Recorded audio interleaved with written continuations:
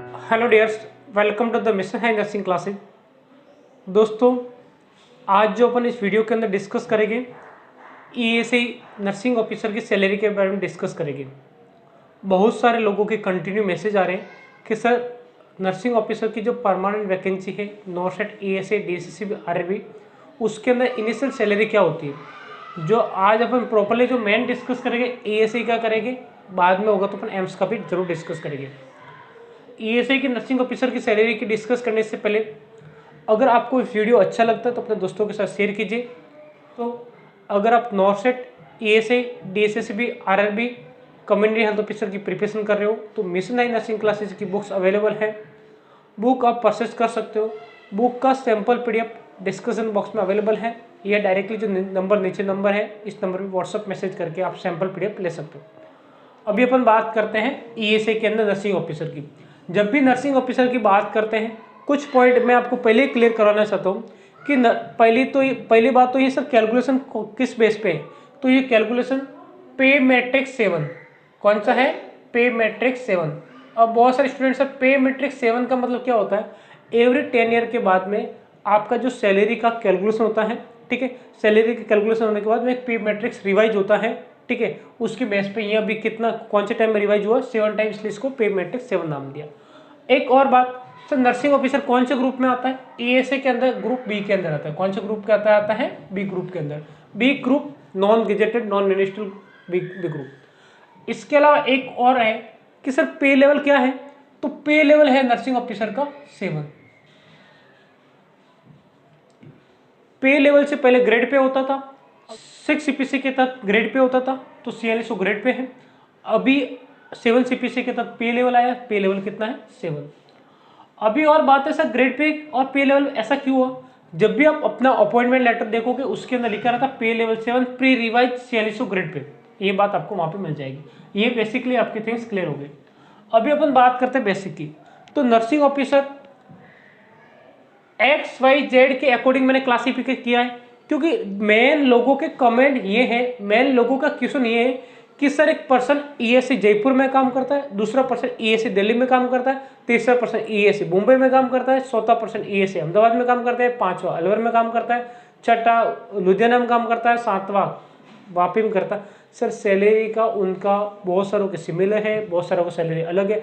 ऐसा salary structure जब joining एक टाइम है तो सैलरी अलग अलग क्यों, जब हम एक ही वैकेंसी के अंदर सेलेक्ट हुए तो सैलरी अलग अलग होना नहीं चाहिए, तो अलग अलग क्यों। एक तो ये हो गया। दूसरा क्वेश्चन है, एक पर्सन एम्स ऋषिकेश के है, एक एम्स भोपाल में है, एक एम्स दिल्ली के है, तीनों का सैलरी स्ट्रक्चर अलग अलग है। तो उसका मैं एम्स के अंदर आपको क्लियरली बताऊंगा, लेकिन अभी अपन बात करते हैं ईएसआई के अंदर। तो ईएसआई की जब बात करता है एक्स वाई जेड, मैं इस एक्स वाई जेड को आपको समझाने के लिए इजी वे करने के लिए 3 पर्सन है, एक एक्स पर्सन है, एक वाई पर्सन है, एक जेड पर्सन। एक्स जो वर्किंग है दिल्ली के अंदर वर्किंग है, वाई वर्किंग है जयपुर के अंदर, और जेड पर्सन कहाँ पे वर्किंग है वो है वापी मान लो। अभी अपन बात करते हैं सर ये किस बेस पे क्लासीफाई किया, ये जो एचआरए है एचआरए के लेवल पे क्लासीफाई कर रखा है एक्स वाई जेड का। दूसरी बात, ईएसआई के जो हॉस्पिटल है सबसे बड़ा हॉस्पिटल 200 से ज्यादा बेड का हॉस्पिटल होता है जो एक्स प्लस सिटी में रहता है। दूसरा उससे थोड़ा छोटा सा 100 बेड हॉस्पिटल रहता है जो वाई प्लस सिटी में रहता है। तीसरे जो डीसीबीओ रहता है या मिनिमम 50 बेडेड हॉस्पिटल रहता है वो रहता है जेड प्लस सिटी में, मतलब वापी जैसे सिटीज के अंदर इंक्लूडेड होता है। अभी अपन जो बात करेंगे कि सर सैलरी का पूरा कैलकुलेशन कैसे रहेगा। अभी अगर कोई पर्सन वर्किंग दिल्ली में हो, जयपुर में हो, वापी में हो, उसका बेसिक इनिशियल लेवल पे होगा 44,900। कितना होगा, इसमें कुछ भी आपको वरी करने की जरूरत नहीं है, कहीं पर भी पोस्टिंग है आपका बेसिक इतना रहेगा ही रहेगा।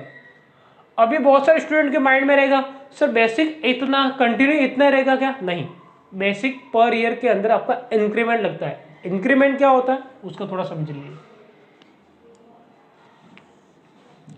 अभी अपन बात करते हैं इंक्रीमेंट का। इंक्रीमेंट का मतलब पर ईयर हर गवर्नमेंट एम्प्लॉय का सैलरी का इंक्रीमेंट होता है, मतलब सैलरी का बढ़ोतरी होता है। बढ़ोतरी कैसे होता है, जैसे अपना इनिशियल 44,900, इसके बाद 46,200, 46,400, 49,000, 50,500, ये आपका पूरा लिस्ट दिख रही है, टेबल दिख रही है आपको, ठीक है, इसमें आप करके कर सकते हो। तो ये आपका पर ईयर का इंक्रीमेंट लगेगी। अब आपके माइंड में रहेगा सर इंक्रीमेंट कब लगता है। इंक्रीमेंट की दो डेट डिसाइड कर रखी है, एक 1 जनवरी, एक 1 जुलाई। अभी 1 जनवरी 1 जुलाई का मतलब क्या है कि जिन लोगों की ज्वाइनिंग, सीधे से शब्दों में बोलूं कि जिन लोगों की ज्वाइनिंग 2 जनवरी से 30 जून तक है उनको 1 जन को मिलेगा। जिनकी ज्वाइनिंग 2 जुलाई से 31 दिसंबर तक है उनको 1 जुलाई को मिलेगा। फिर भी अभी आपके माइंड में डाउट रहेगा सर 1 जनवरी 1 जुलाई का क्या है। जैसे मैंने बताया 6 मंथ का मिनिमम गैप होना चाहिए। अगर आपकी ज्वाइनिंग 2 जनवरी को है तो आपका नेक्स्ट इंक्रीमेंट कब लगना से 1 जुलाई को डेट आता है, लेकिन 1 जुलाई के अंदर आपका 6 मंथ का गैप नहीं होता है, इसलिए आपका वापस नेक्स्ट कब लगेगा 1 जैन को। अगर आपकी ज्वाइनिंग 2 जुलाई के है तब आपका नेक्स्ट जैन के अंदर आपका नहीं होता तो कब लगेगा 1 जुलाई का। मतलब सीधे से शब्दों में मैं बोलूँ कि कोई पर्सन 2 जनवरी को ड्यूटी ज्वाइन कर ले या 30 जून को ड्यूटी ज्वाइन कर ले उसका इंक्रीमेंट 1 जनवरी को ही लगेगा। सेकेंड पर्सन 2 जुलाई को ड्यूटी ज्वाइन कर ले या 31 दिसंबर को ड्यूटी ज्वाइन करें उसका इंक्रीमेंट 1 जुलाई को लगेगा। ये इंक्रीमेंट का हो गया क्लियर। अभी अपन बात करते हैं डीए का। लेटेस्ट जो डीए कितना परसेंट है 31%। डीए हमेशा बेसिक पे मिलता है। डीए किस पे मिलता है बेसिक पे। तो 44,900 का डीए, 44,900 का डीए कितना होगा 13,919। ठीक है। अभी अपन बात करते हैं कि सर ये अलग अलग सिटीज में अलग अलग रहेगा क्या। डीए किसी भी सिटीज में वर्किंग करो सिमिलर रहेगा। आप दिल्ली के अंदर वर्किंग करो, जयपुर के अंदर वर्किंग करो या वापी के अंदर वर्किंग करो या किसी अदर सिटीज के अंदर वर्किंग करो आपका डीए सिमिलर रहेगा। वॉचिंग अलाउंस 1800 रुपये है। किसी भी सिटीज के अंदर अगर आप वर्किंग करोगे तो 1800 रुपये, क्योंकि कपड़े तो बॉम्बे में धुलाई कराओ या दिल्ली में कराओ जयपुर में कराओ ऑलमोस्ट सिमिलर रहेगा। फिर है एनए का है नर्सिंग अलाउंस, ये शॉर्ट नाम लिखा है dear allowance, watching allowance, nursing allowance. Nursing allowance ये आपका क्वालिफिकेशन पे मिलते हैं। कोई भी पर्सन नर्सिंग ऑफिसर कब बनता है जब उसका बेसिक क्वालिफिकेशन क्लियर होता है। तो यह कितना मिलेगा 7200 रुपये। किसी भी सिटीज में वर्क करो तो ये आपको कितना मिल जाएगा ये 7200। अब देखो यहां तक आपका सैलरी सेम रहेगा। ये मैं एक लाइन खींच देता हूं। आप जयपुर में वर्क करो, दिल्ली में करो, वापी में करो, ये कितना हो रहा 60,819। कहीं भी काम करोगे तो आपका सैलरी है सेम रहेगा। अब सर सैलरी डिफरेंट फिर क्यों आता है, जो लोगों का क्वेश्चन है फिर सर अगर जब सेम रहेगा तो हमारा सैलरी डिफरेंट क्यों आता है कि जो ईएसआई वापी के अंदर काम करता है, ईएसआई अंकलेश्वर, ईएसआई जयपुर या AIIMS Rishikesh, AIIMS Bhopal, AIIMS Delhi के अंदर सैलरी का डिफरेंट क्यों होता है। सैलरी का डिफरेंट शुरू होता है यहाँ से। अब है एचआरए, सबसे बड़ी बात है X Y Z. X class की जो सिटी है इंडिया के अंदर 12 सिटीज इंक्लूड है, पहले 10 थी लेकिन लेटेस्ट में मुंबई और पुणे और अहमदाबाद को इंक्लूड किया। तो अब कितनी सिटी हो गई 12 सिटीज हो गई। सेकेंड बात सर एक्स की जो सिटीज है उसके अंदर कितना मिलता है, उनके अंदर मिलता है 24, 27, 30%। वाई में कितना मिलता है 16, 18 और 20। और जेड में कितना मिलेगा 8, 9 और 10। अब सर ये एचआरए में भी जब वाई कैटेगरी डिवाइड कर दिया, वाई जेड का कर दिया, एक्स का कर दिया, इसके बाद भी 24, 27, 30, 16, 18, 28, 9, 10 ऐसा क्यों क्लासीफाई किया। अब इस बात को ध्यान से समझना, एचआरए डिपेंड करता है कहीं ना कहीं डीए के ऊपर। डीए के ऊपर डिपेंड कैसे करता है कि अगर आप जब आपकी पे मैट्रिक शुरू होता है, जैसे 2016 को अभी नया शुरू हुआ था, उस टाइम आपका डीए 0% था, ठीक है। और जब 2025 तक जाओगे तब भी बेसिक इंक्रीमेंट रहेगा, ठीक है, लेकिन एचआरए सेम रहेगा। तो मतलब ये तो ऐसा हो नहीं सकता है कि किसी आप एक मकान में 9 साल रहो आपका किराया नहीं बढ़े, ऐसा पॉसिबल नहीं है। तो गवर्नमेंट ने क्या किया कि जब डीए 25% तक रहेगा तो एचआरए मिलेगा आपको ये वाला फर्स्ट वाला 24, 16, 8। जब डीए आपका 25 से अबव 50 से कम है तब आपको मिलेगा कितना मिलेगा 27, 18 और 9। और जब डीए मोर देन 50% है तब आपको कितना मिलेगा 30, 20, 10। अभी अपना लेटेस्ट डीए कितना है 31%। तो एज पर रूल्स आपको कितना मिलना चाहिए एचआरए 27, 18 और 9। HRA किस पे बेस पे मिलता है? बेसिक के बेस पे।